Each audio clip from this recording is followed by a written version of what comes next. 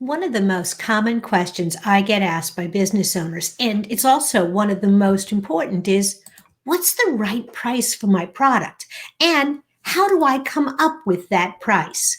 Well, there are a lot of different approaches to pricing, and some are easier than others, and some are more appropriate.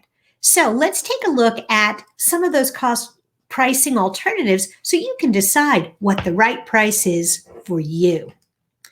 The first is the most simple, and this is the one that I think a lot of folks, particularly in construction and contracting industries, fall back on. It's what's called the cost plus.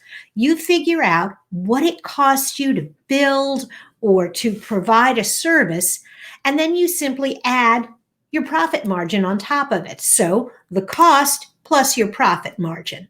If it costs $100 to build and you want to make 25, you sell it for $125. The problem with cost plus pricing is that just because it costs you that much to make really doesn't mean that you're pricing it appropriately. Sometimes I've seen situations where cost plus results in a price of $125, but people might be willing to pay $200, $300, or even $500. And that's where you really start looking at something called value-based pricing. And this is where you look at, if somebody buys your product, what's it worth to them? If you're selling a business tool or a resource and you're going to save that customer money, how much money will you save them over the course of a year? What's that worth?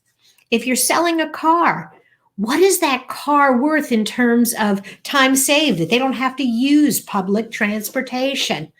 How much value does a customer put on the product? You probably have to do some market research to figure that out. Another approach is what I call the market position. Here, you take a look at what all your other competitors are doing price-wise. What are they charging for the same product or service? And then you have to decide, do you want to be a market leader, higher than everybody else? Do you want to kind of be in the middle of the pack? Or do you want to be the low-cost service provider? You decide what position you want to occupy in the marketplace, and you set your pricing accordingly. A word of caution, it's really hard to be the low-cost provider because someone is always going to come along who can do it a little bit cheaper. And that's not a defensible long-term position. One of my favorites is capacity-based pricing. Here, you decide what your pricing should be based on how many units you can deliver. If you're selling your time and you only have 40 hours for the week and you're booking up 30, 35 hours, you probably want to raise your price. If you discover that you really have lots of free time, that you're not selling a lot of your time and you've got a lot of available time or a lot of available inventory, you can drop your price and sell more. So your price is really driven by how much is in your warehouse, how much capacity does your team have to build and deliver whatever it is you're making. Another strategy is the quantity discount. Here, what you're trying to do is influence buyer behavior, get people to come back and buy more of your product or service. And so you either offer a discount for a full year contract or a discount if they buy 8 units or 10 units or 20 units. The advantage to the customer is they save money, and the advantage to you is you've got lower selling cost because you don't have to find a new customer for each one of those units.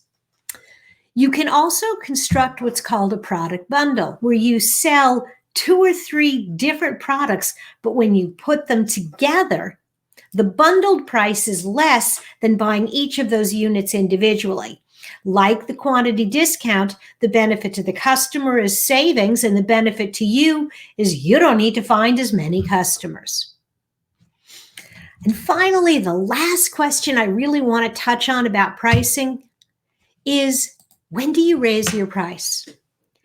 And I think this is a study that you should do on a regular basis. You should take a look at 10 sales and ask yourself, if I raise my price 5% or 10%, how many customers would I lose? I'm going to do a little math for you real quick. You'll need to figure this out for your business. But let's say you sell your product for $100 and you sell 10 units. That's $1,000 in sales. Now you raise your price 10%. Now you're selling it for $110, but you're going to lose one customer. One customer is going to say, no, that's too expensive. Well, now you have 9 sales at $110. You make $990. You do lose $10, but you have that extra capacity or time to take, or an opportunity to take some time off and really make essentially the same amount of money. So that's a calculation that you should do periodically and ask yourself, if I raise my price by this much, how much am I really going to lose? And often it's not very much. If you've got more questions about pricing and other business and marketing issues, be sure to stop by the Digital Toolbox to find those additional resources and answers to your questions.